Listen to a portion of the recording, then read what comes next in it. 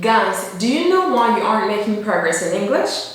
Well, it's simply because you consider English a load, a heavy load, like a burden. You regard English as an obstacle to your professional growth, to your happiness. Yes, you start your learning journey thinking that English is an obstacle which you have to overcome, when in fact, English is an asset. If you want to improve your level of English quickly, you just have to make English your lifestyle. Develop daily habits that are going to help you achieve fluency. In this video, I'll share 5 habits to adopt in order to improve your level effortlessly. 703 confirm ready for descent. Roger, descent level light 0, report Abbey Mahmoud. Hi guys, welcome back to my channel. Welcome to this new video. I'm Christelle. Let's talk about the daily habits of good learners. Guys, a good learner takes notes. When you listen to others speak, let's say for example, you're watching a movie or you're listening to the news or a song or even a podcast, you want to jot down interesting words. I'm not saying you should transcribe people's speeches, obviously not. If you have to copy everything people say, you're never going to get there. If, for example, I decide to teach you a new word, let's pick the word, let's say the cheek, okay? So the cheek is a part of the face. It's located between the ear and the mouth, and it's below the eye. So the cheek is somewhere around here. So from that definition, you should know what the cheek is. Now, I'm going to use the word cheek in a sentence. When someone cries, tears roll down their cheeks. If you just learn the word cheek, it is very likely that tomorrow morning you will have forgotten the word. So you should jot it down, maybe on a piece of paper or on your digital notebook, so that next time you want to use the word, if you think you've forgotten it, you just pick your notebook and you look it up. So guys, if the word is new to you, open your phone right now, write down cheek, and beside the word, try to use it in an example that you can relate to. For example, last time my son cried, tears were rolling down his cheeks. Another example, in Cameroon, we kiss people on their cheeks to say welcome. Comment a sentence in the comment section down below with the word cheek.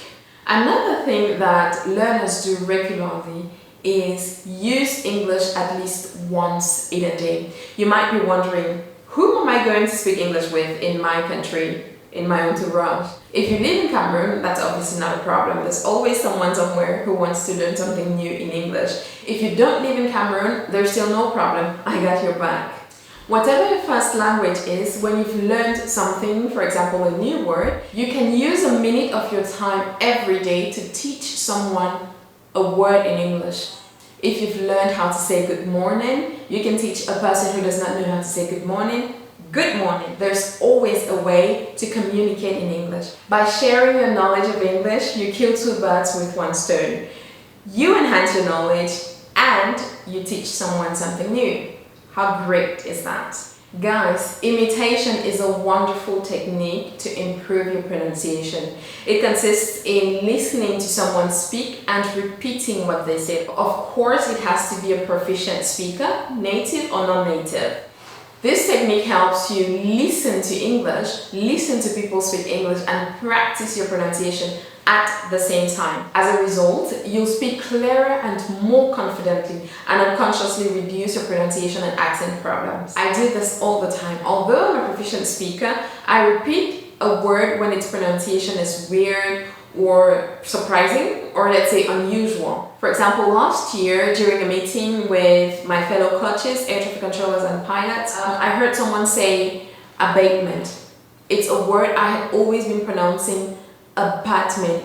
I had always been saying noise abatement procedures, noise abatement procedures. I had said that countless times to pilots and air traffic controllers, and nobody had ever corrected me. So during the meeting, I heard someone say abatement procedures, noise abatement procedures. And I thought, oh my God, is that the right pronunciation of this word? Then I looked it up in the dictionary to look at the phonetic transcription, and then I realized I had been making a mistake all this time. It took me a little while of repeating the word again and again, and right now I always say noise abatement procedures. So you can imitate the pronunciation of a word or a text or even a song. Believe me, it works. Record yourself. Guys, this is an activity which I've talked about before. It is a genius way to create an English speaking environment when you do not have the opportunity to speak English. By the way, I made this video last year on 10 genius ways to create an English speaking environment.